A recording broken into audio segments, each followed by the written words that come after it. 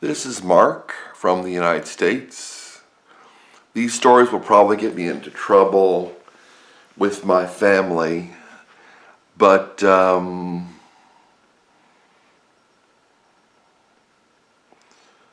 Jesus criticized his family. My point of this is secondarily to listen to children, because I was a child and my mother wouldn't listen to me. Let's make these quick stories. I was a child and my mother wouldn't listen to me. The primary message of this story is related, of this video is related to that. It is listen, just listen to people's advice, listen to people's warnings, with the implication that you should listen to God's warnings, listen to God's advice. Because most people will walk through this life doing what they think is best. Often they don't ask anybody else, or they ask people who would agree with them. There was a king in Israel who asked the older people, Solomon's older advisors. It was Solomon's son. He asked Solomon's older advisors what they thought he should do. And they said, you should speak kindly to the people so they don't revolt against you. And there was already a prophecy about Solomon's son losing part of the kingdom, most of the tribes. And so he asked, it would happen. It was bound to happen.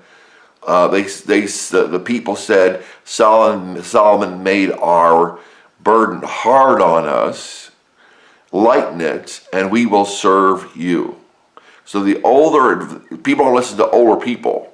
They want younger advice. They want advice from fools, and advice that agrees with what they already think. He said, give me a day, or give me 2 or 3 days, and I'll come back to you. I'll give you an answer. So he asked the older people, what do I do? And he asked Solomon's old advisors, what do I do? They told him, speak kindly to the people, do what they want. And he said he rejected their advice, and he went to the younger people, the men that he grew up with. And he said, what should I do? And they said, tell them my little pinky is bigger than my father's penis. And he said, he chastised you with whips, I will chastise you with scorpions. So he went and told them that. And they said, that's it, we're not serving you. And they separated the kingdoms. That's why you had the kingdom of Judah and the kingdom of Israel. They were separated that day. And the king sent out someone to pick up the taxes, and they stoned him to death because of what the king said. Not that it was right that they did that, but that's what they got. That's what he got. He had Judah and Benjamin, and except for part of the Levites, he didn't have any other tribe. The 10 tribes or 9 tribes, because 10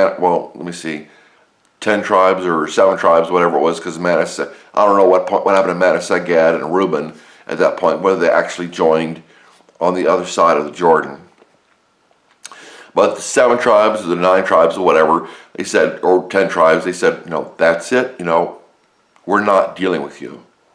So my mother was cooking or taking care of the stove, and her back was turned to my little brother in a high chair. And she was cracking open peanuts and giving him the peanuts. And I said, Mom, Jeff's eating the peanut shell. And my mother turned around, partially so she could see me out of the corner of her eye, turned back around, she says, he's eating the peanut.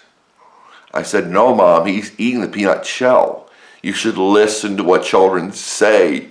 Young children that are decent children will not lie to you about stuff like that or be incorrect. You think they're going to be incorrect. And she said, he's eating the peanut shell. And she turned back around. I said, no, Mom, he's eating the peanut. I said, no, Mom, he's eating the peanut shell. And she turned back around and started shouting at me. And she picked up the peanut shell, which was right by where right on the high chair, on the tray of the high chair. She picked up the peanut shell. And she said, when she picked up the peanut, she said, this is a peanut. She said, this, and she picked up the peanut shell and said, this is a peanut shell. And she said, he is eating the peanut. And I was just about ready to give up because she was not listening to me. And I said, he's eating the peanut while you. I took a breath. I didn't want to try to argue with her. I didn't want to try to countermand her. I just want to say, okay, whatever you want to happen. But I said, one last try. I said, Ma, he's eating. He said he's eating the peanut while you're looking. When you're not looking, he's eating the peanut shell. And I said, look. And I said in that tone of voice and with that force, look. And she looked and she watched him eat the peanut and then watched him eat the peanut shell.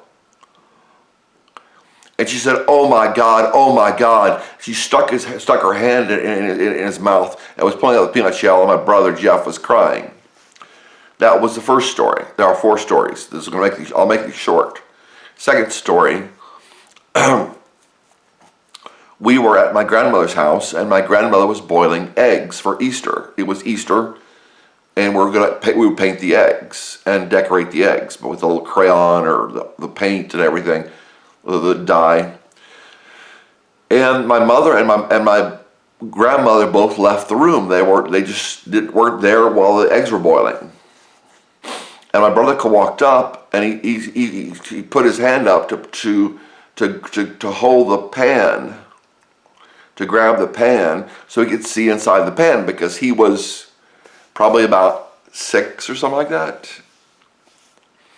And I said, Jeff, you might. I said, don't tip the pan. You might hurt yourself. He turned around, he turned around to the right, looked at me, turned around back, and tipped the pan.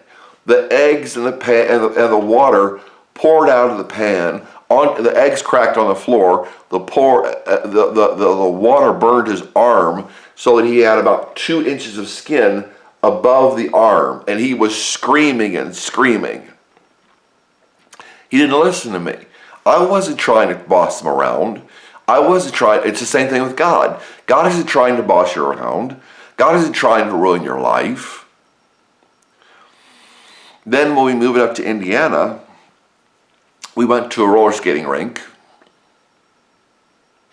And we were roller skating, and I was on the side of the rink, and my brother was stopped. He was watching the popular kids or the other kids stop roller skating, stop their movement by crashing into the partition wall in between the inside, between the rink and the area outside of the rink. And he crashed into the wall. I said, Jeff, don't do that. You might break your arm. And these are true stories. I'm not making these up. You might break your arm. And he kept doing it. And all of a sudden, there's screaming and crying. He broke his arm. He had it in a cast. I remember him having it cast. He was screaming and crying again. And we left the rink to go to the emergency room, I guess to go to the hospital, because they didn't have ReadyMed back then that I know of, not nationwide. And so ReadyMed was like in the 80s, late 80s, early 90s, something like that, late 90s. So, and then later than that, I didn't go outside a lot to play. My brother would play a lot outside. I was inside a lot of times, most of the time. And I opened the front door, or somebody did, and I was looking out, and I saw my brother was riding his bike with his shoestrings on side. The shoestrings were about a foot long, maybe a little longer, a foot long, and they were just flying around. I said, Jeff, don't tie your shoes. You might get them caught in the bicycle. and you had caught in the bicycle gears. And he ignored me and kept riding his bike. I shut the door, and about 5 minutes later, if it was that, 2 minutes later,